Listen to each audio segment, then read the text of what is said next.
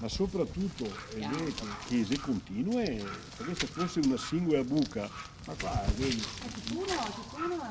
è una continuità. Via Don Marangono, Rossano Veneto, una strada dimenticata. Beh, le immagini parlano chiaro.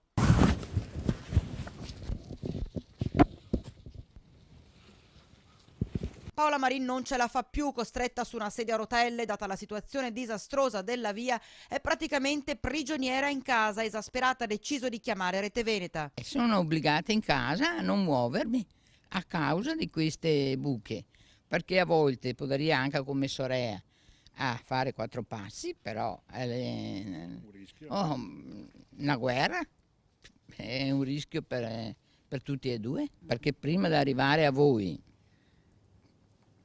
ne ho tentate, Ho provato in tutti in cose, con i privati, con l'amministrazione, tutti promettono ma non fanno niente. Cosa chiede lei?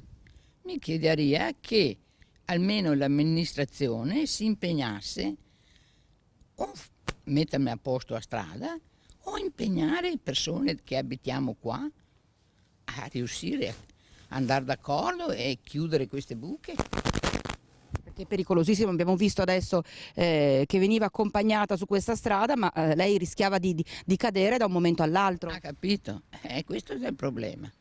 Decenni in cui si è chiesto un intervento e c'è molta rabbia da parte di Paola Marin, rabbia e sdegno. Si parla tanto di disabili e al momento che c'è il bisogno per nana disabile non si fa niente. Beh, noi andremo a chiedere chiarimenti al sindaco Morena Martini.